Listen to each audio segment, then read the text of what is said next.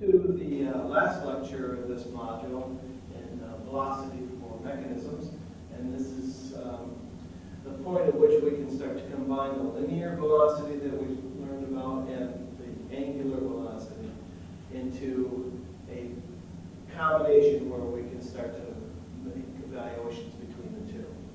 So an example would be a link that is a pivot, and the link goes around in a circular motion.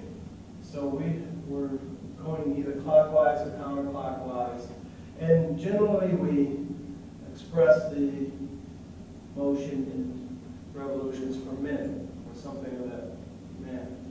As this goes around, these points move around.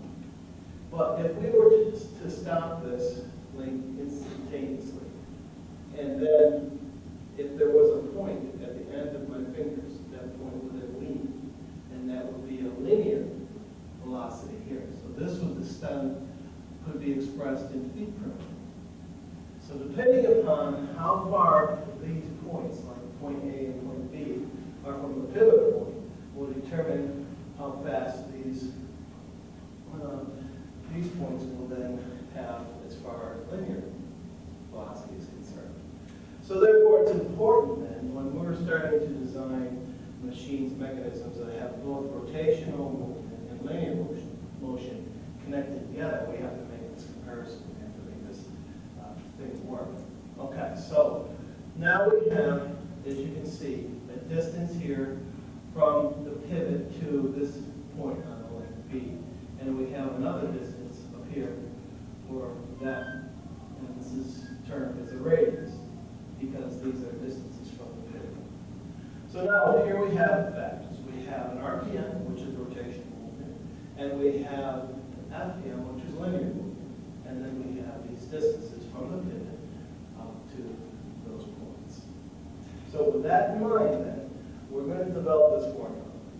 We have V equals R times W. Now in this situation here, our tangential velocity is the velocity of this point that is leaving the link. And R is the radius, obviously. And W is the angular velocity of the whole link as it's spinning around. Okay, so therefore with those factors then, we can determine any of the three portions of this formula. So, I want to remind you of one thing that's very important, and that is in this formula, we must express W here, the angular velocity, in terms of radians. We cannot use any other thing other than radian units for this particular formula, just the way the formula is set up. It's because we have to eliminate a value, some kind of a unit from this formula, otherwise it's not going to work. So it simplifies our work if we always convert whatever that rotational velocity is into some units. That could be the velocity of radians per minute or radians per second. Generally, these would be the two units that we'd be using here. In this formula only, we have to have W in units of radians. Okay? So it's a very simple formula. There's only three unknowns, and we can solve for anything, but you got to remember that we're going to have radians. Well, look at this. Here we have revolutions per minute, and I have to use radians per minute. So therefore, I need to do some conversion.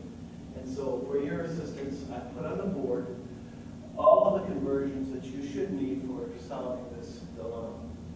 And I've wrote them down so that you can see very clearly how these things change from one unit of measure to the other. Like, for instance, if I wanted W in rads per minute, and I know what revolutions per minute are, then I can just multiply revolutions per minute times 2 pi r, and I'll get rads per minute. Because as you can see here, the revolutions fall out. And what I'm left with is rads per minute. Okay, very simple. So if you write it like this, then you'll be able to understand how the units will then be able to be canceled as we convert. Now let's go back the other way. I want revolutions per minute, but I know rads per minute. So therefore, I multiply this rads per minute times 1 over 2 pi rads, which is nothing more than a constant. It's kind of like 360 degrees is 1 revolution. Well, 2 pi rads is also 1 revolution. Or 60 minutes is the same as 1 hour. You know, that's constant. So therefore, when I do this operation right here, then the rads fall out, and I have revolutions per minute. And there you go. So this is that easy, but you got to remember that whenever you use this formula here, it has to be an expression of rads. I did the same here for rads, if I want rads per second, and the revolutions per minute. Here we go. We've got revolutions fall out, and here's minutes fall out. What do I end up with? Rads per second. Same with the last one. Okay? So using that knowledge and using this formula in understanding the motion of the links, or it could be a belt, or it could be a sheave, or it could be anything that's rotating around, they have points on them, you can find these values without too much difficulty. Okay, now I have some problems for you, and we can get started on that, and this will appear many, many times after this, so make sure that you're quite comfortable with it. Okay? Good luck. Thank you very much.